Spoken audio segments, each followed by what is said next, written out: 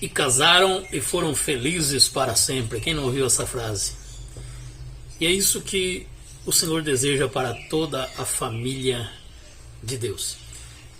O assunto da nossa lição nesta semana, e que estaremos estudando presencialmente no dia 1º de dezembro de 2024, são as promessas para pais e filhos. Estamos estudando as lições bíblicas da Escola Bíblica Dominical. Promessas para pais e filhos, uma família feliz. E casaram e foram felizes para sempre. Seria isso uma utopia? Na verdade, as promessas de Deus prevêem uma vida conjugal feliz para aqueles que temem ao Senhor e obedecem a sua palavra. A Bíblia mostra que um lar edificado sobre a palavra de Deus, ele superará todas as adversidades e permanecerá firme. Isso quer dizer que a presença de Deus neste lar garante o sucesso, a vitória desta família. Mateus escreve no capítulo 7, verso 24 ao 27, fazendo uma comparação entre o homem prudente e o insensato. O prudente é aquele que edificou a sua casa sobre a rocha, aquele que firmou o alicerce do seu lar na palavra de Deus, em Cristo Jesus. E o texto nos mostra que o ataque sobre a família é indiferente para aquele que está edificado sobre a rocha, quanto para aquele edificado sobre a areia. Desceu a chuva, correram rios, sopraram ventos, chuva, ataque de cima, rios, ataque por baixo, vento, ataque frontal de lado. Veja que o combate contra o lar é frequente, mas um está edificado na palavra, um homem sensato, um homem correto, um homem que observou a palavra de Deus e edificou o seu lar em Cristo Jesus. O insensato não teve cuidado com o fundamento, mas a Bíblia nos mostra que toda a edificação do lar, ela sendo feita pelo Senhor, o sucesso desse lar é real. Um lar edificado na presença do Senhor, a esposa vem do Senhor. Em Gênesis nós temos a instituição da primeira família. Adão, ele recebe a companheira, a esposa, ela vem do Senhor. Isso complementa o que está dito pelo sábio Salomão em Provérbios 19, verso 14, que a herança pode vir dos pais, mas a mulher sensata, ela vem do Senhor. É um lar, um homem sensato que edifica sua casa sobre a rocha, ele também recebe essa esposa que veio do Senhor. Porque Paulo recomenda que não deve haver união com jugo desigual. As pessoas teimam em fazer essas situações contrárias à palavra de Deus e depois sofrem as consequências nos seus lares. Um lar edificado no Senhor, os dois estão em comum acordo diante da palavra do Senhor. É claro que várias famílias foram edificadas enquanto os cônjuges estavam no mundo e reconheceram o Senhor, aceitaram como seu Senhor e Salvador, e Deus transforma as suas vidas, as suas famílias, e recompensa-o com a palavra que vai entrando nesse lar, faz a edificação pela lavagem promovida pela palavra de Deus. O lar edificado pelo Senhor, todos estão cônscios das suas responsabilidades. O marido, em Efésios capítulo 5, verso 25 ao 29, está bem clara que a ação deste homem é com amor. E isso implica no exercício do sacerdote, de profeta do lar, de transmitir cuidados, proteção, provimento.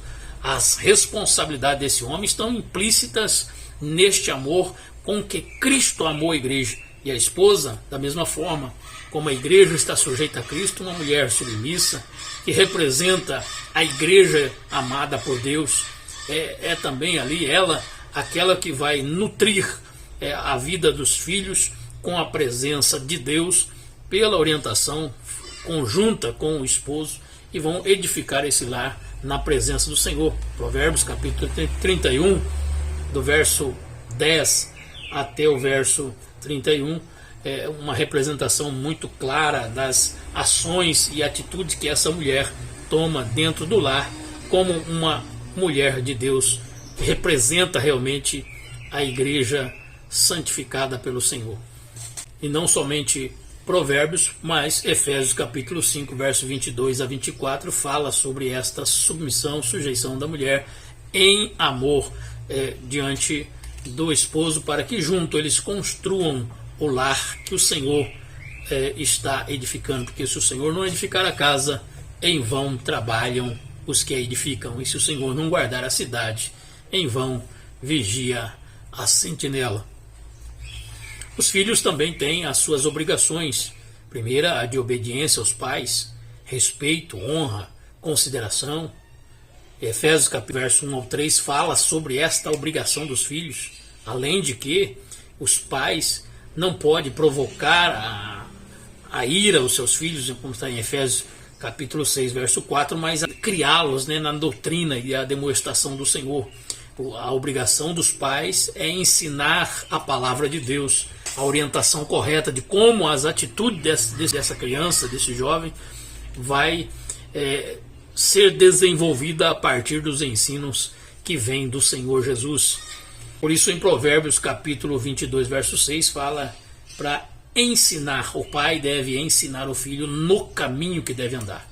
Ensinar no caminho não é ensinar apenas o caminho, mas é estar com ele presente, sendo exemplo e mostrando-lhe como deve fazer, como deve seguir pela palavra de Deus. Esta é a nossa orientação, a nossa bússola, a nossa regra de fé e prática. E o Espírito Santo nos guia a toda a verdade. É assim que os pais devem edificar a sua casa e criar os seus filhos. Também temos os avós, e eles também têm responsabilidade. A Bíblia diz em Provérbios capítulo 17, 6, que os netos são a coroa dos avós. Não basta apenas ser coroado, Precisamos realmente ter as responsabilidades desta bênção que Deus também nos concedeu. Eu já sou avô e louvo a Deus por isso.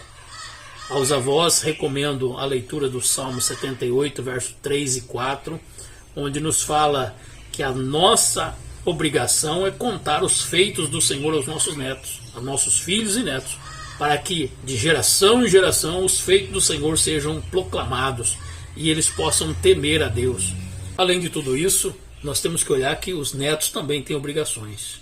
Filhos e netos devem olhar para os pais. Em 1 Timóteo capítulo 5, verso 4, fala: anciãos, quando já em uma situação de vulnerabilidade, é a obrigação desses filhos e netos atenderem às suas necessidades quando na velhice. Salomão registrou em Eclesiastes capítulo 12, verso 1 ao 7, que tem um momento em que o homem realmente vai perder o seu vigor, as suas forças e toda a sua aparência e robustez vai se esvair. E nessas horas, o cuidado, o socorro, a presença, o carinho, realmente vem através dos filhos e netos que retribuem aquilo que receberam durante a sua existência de homens que foram bênção em suas vidas na criação e agora são recompensados por Deus através desses filhos e netos. Diversas situações passam as famílias, há aqueles que não têm filhos ou netos, há aqueles que não puderam também gerar, há aqueles que tiveram seus filhos, mas Deus o recolheu, e assim sucessivamente as famílias são diversificadas, mas aqui está, uma linha geral, as obrigações e o compromisso que nós temos diante da palavra de Deus, de edificar o nosso lar, na presença do Senhor, ensinar os nossos filhos e também falar dos feitos do Senhor aos nossos netos, sendo amáveis a todos eles, no temor do Senhor. E uma família edificada em Cristo Jesus, ela será realmente próspera. Se nós não tivermos socorro dentro de casa, o Senhor nos valerá. Porque sabemos que aquele que serve ao Senhor, o Senhor não os abandona. Seja fiel ao Senhor em tudo, que Deus vos abençoe, que a sua família seja edificada em Cristo Jesus a cada dia. Deus te abençoe grandemente.